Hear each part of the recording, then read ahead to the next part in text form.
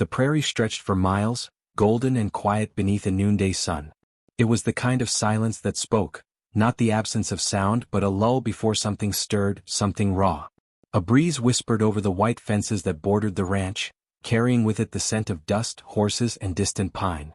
Everything was still, until the sudden growl of a motorcycle tore through the calm. The engine snarled like a beast, a black blur devouring the gravel road as it cut through the ranch's entrance. Birds scattered from the fence posts. Cattle turned their heads. But the Mustang didn't flinch. Midnight stood tall in the paddock, a magnificent tower of muscle and wild spirit, his obsidian coat glistening under the sunlight like tempered steel. From behind the paddock, Hank watched, arms crossed, boots planted in the dirt like roots. His face was hard, carved by time and sun, with eyes that had seen storms both outside and within. He said nothing as the biker skidded to a halt, kicking up a cloud of dust that tried in vain to settle around him. The rider dismounted slowly, peeling off his helmet. Knox. Grease-slicked hair, a cocky grin, and eyes that scanned the ranch like a wolf eyeing sheep. Leather clung to him like arrogance, from the tips of his boots to the studs on his jacket. He looked around as if unimpressed, then spat near Hank's boots. "Nice place," he said, voice like gravel. "Bit too quiet for my taste." Hank didn't respond. His gaze flicked to Midnight.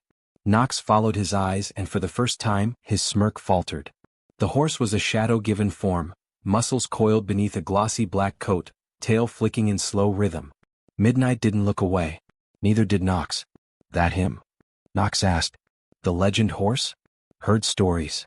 Hank didn't move. "He's not a story." Knox chuckled, stepping toward the fence. "Nah, he's just a big animal. A pet with a wild streak." He hopped the fence without asking. The air thickened. Midnight's ears pinned back slightly, but he held his ground. Knox strutted closer, lifting his arms theatrically. "Come on, big guy," he teased. "Let's see what all the fuss is about."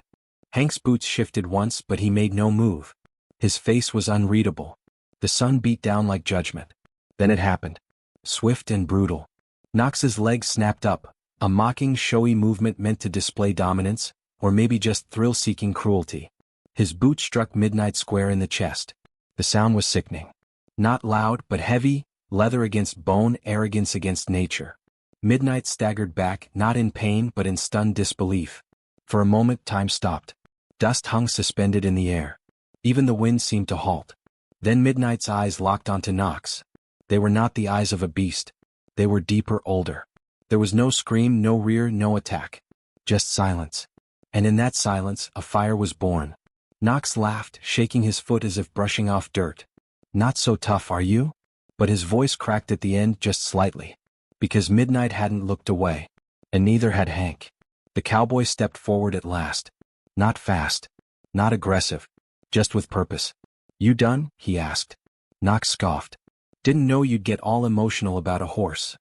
"I'm not emotional," Hank replied, voice like slow thunder. "But I don't take kindly to cowards." Knox's grin faltered. "Cowards? Only a coward hits what can't hit back." For a heartbeat it looked like Knox might respond with something foolish. But then he shrugged, put his helmet on and mounted the bike. "You folks are weird," he muttered, revving the engine. As he peeled off, the roar of his motorcycle retreated into the distance like a dying echo. Dust swirled in his wake and still Midnight stood tall, his breath steady, his stare unwavering. Hank walked slowly toward the paddock, unlatched the gate and stepped in. The Mustang turned his head. There was something different in his eyes now, not fear, not pain.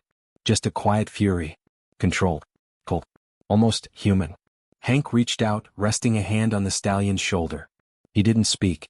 He didn't need to. Midnight leaned into the touch, but only slightly, his body still tense with whatever storm brewed inside him. A long moment passed. In the distance, the barn doors creaked in the wind. The cattle had gone back to grazing. The sun moved on, but something in the ranch had shifted. Something in Midnight, in Hank, in the very ground they stood on. Midnight wasn't just hurt. He was watching now. Learning. Hank withdrew his hand and looked out over the land, eyes narrowing toward the horizon where the biker had vanished. Some things you could forgive. Some things you couldn't. But either way the earth remembered. And so did Midnight. Behind them, the white fences gleamed under the sun like bone. And nothing, not the wind, not the silence, not even time, would ever be quite the same again. It began with a footprint. Not the kind left behind by boots in mud, but one stamped in spirit. A change in the air, subtle and firm as if the ranch itself had made a decision. The sun had barely begun to rise when Hank noticed it. Midnight stood at the gate, alert and tense, his breath visible in the crisp morning air. His body was angled not toward the pasture or the barn but east, toward the road. Hank followed his gaze. The road was empty. Silent. But something was coming. The wind carried it. A distant vibration like the far-off thunder of hooves, though no storm loomed in the sky. The townsfolk had started to whisper louder now. Word had spread fast after Knox's second visit. Nobody had seen him since. Some claimed he left town. Others said he was regrouping, plotting another stunt, another show of cruelty. Hank didn't care which was true. What mattered was what Midnight had become in the eyes of those who'd watched. He wasn't just a horse anymore. He was a question. Would he forgive? Would he retaliate? And if he did, would anyone blame him? That morning, Hank saddled a mare and rode the perimeter of the ranch, more out of habit than need. The fences were solid. The gates latched. But a strange tension coiled through his chest like a warning. By mid-afternoon it snapped. A rattle at the far gate. Not the creak of wood in wind, but chains. Metal grinding against metal. Hank turned. Midnight had already moved. The Mustang was halfway down the field, gliding across the dirt with such silent speed it seemed the earth bent beneath him. And there he was. Knox. But he wasn't alone this time. 3 bikes. 3 riders. Their laughter carried like poison through the wind. They didn't come for talk, they came for theater. Chains in hand, a can of spray paint dangling from a belt, and one holding a long branch carved into the shape of a spear. Not sharp, not deadly, but threatening. Taunting. They kicked the gate open.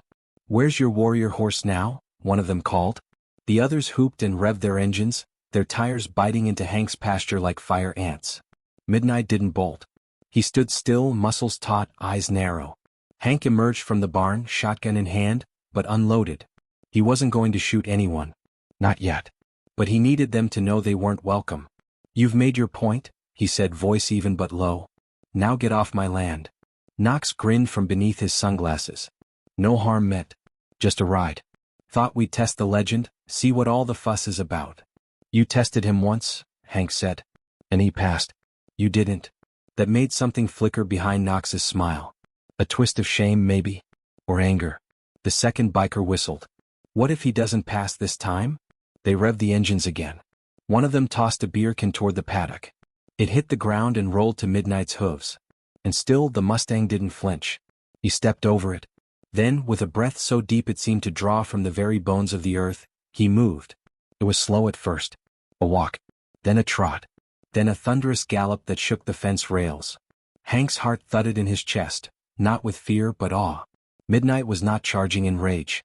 He was charging with clarity, like a soldier reclaiming his ground. The bikers laughed, until he was 20 feet away. Then they scrambled. One dropped his spray can. Another kicked his bike into gear with a curse. But Midnight didn't stop. He veered not toward Knox but toward the rider holding the makeshift spear. The man barely had time to react before Midnight leapt, his hooves lifting off the ground like wings. The spear snapped beneath his weight, shattered into splinters. The man fell backward, scrambling away on his hands, mouth open in shock.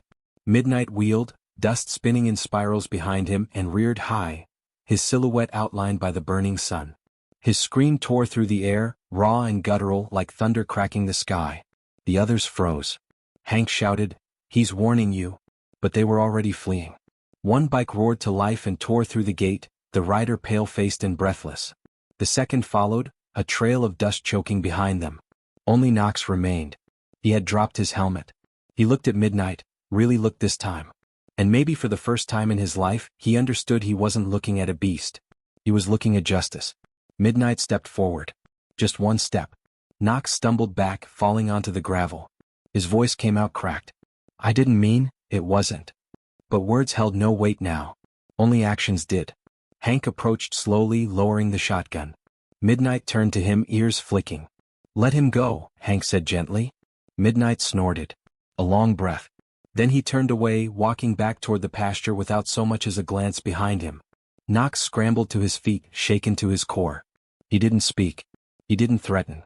He mounted his bike in silence, his hands trembling as he fumbled with the keys. When he rode off, there was no show, no revving. Only shame clinging to his back like dust. Hank leaned on the fence as Midnight returned to his usual place beneath the old sycamore. The Mustang lowered his head and began to graze, calm again as if the storm had never happened. But it had. The earth remembered, and so would the town. By nightfall word had spread. Not through social media or headlines, but through the age-old network of front porches, truck stops, and quiet dinners. They called it justice. Some called it redemption. But Hank knew better. It wasn't about revenge. Midnight hadn't attacked.